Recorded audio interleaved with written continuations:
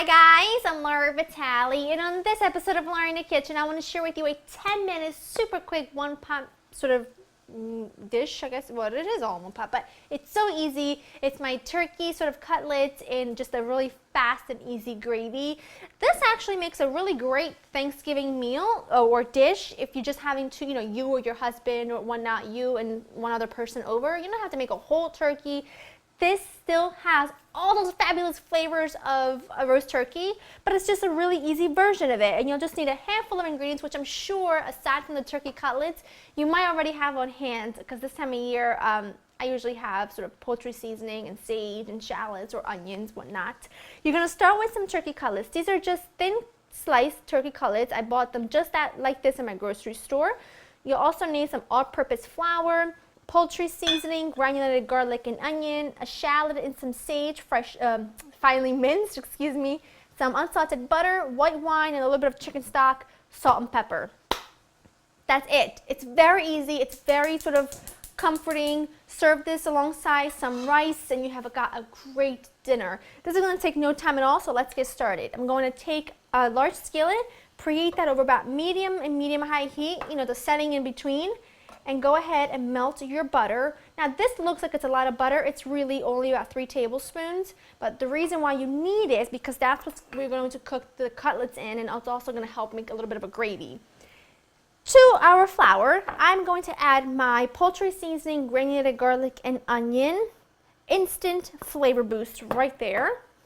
Season this well with salt and pepper, because this is actually going to be what's coating, your meat. It's going to give it good flavor. So make sure you coat that really well and mix those around to make sure they're all mixed well. The butter's looking good, so I'm just going to dredge each piece of my turkey, shake off the excess, and put that right in. It's going to be so, so good. Now this isn't like a chicken cutlet where it's really nice and crispy and breaded. I'm just calling these cutlets. It's because that's the cut of the turkey, but these are so easy. You could easily use chicken with this if you wanted to, pork chops, thinly sliced pork chops, whatever. It's going to be delicious either way, but I just thought that the turkey, because it's around this time of year, I figured I'd use that. And also, to be very honest with you, I often make this dish for just my husband and I, when it's nowhere near around the holiday season. I just substitute some chicken with it, but we want that sort of fall, sort of comforting meals. This is kind of the thing I go to because it's so easy and still does provide the comfort, Thanksgiving flavors that we love. I'm going to let those cook for no more than about 2 minutes on each side because they are so, so thin, and then I'm going to flip them and move on to the next step. These cooked for about a minute on one side and 2 minutes on the first side.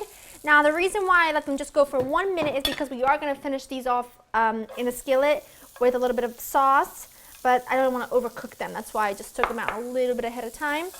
I've added my shallot.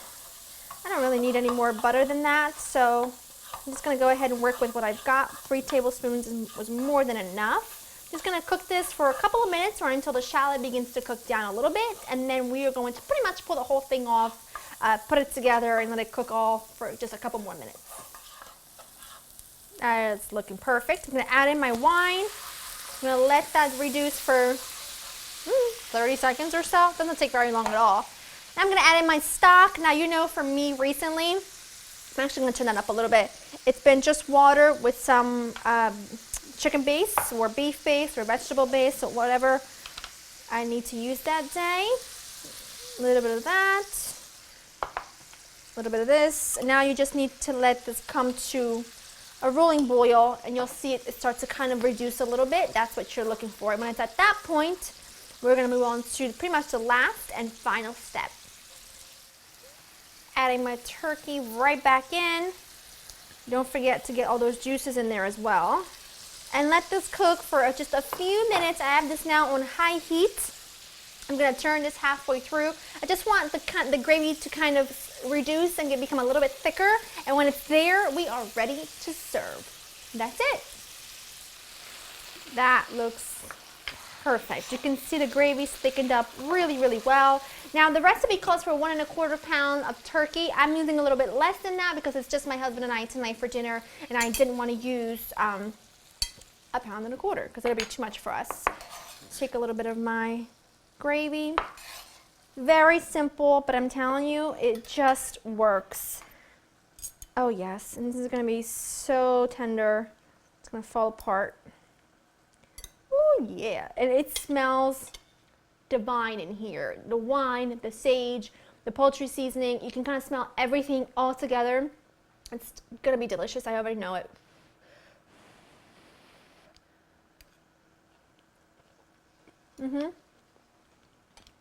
So hot.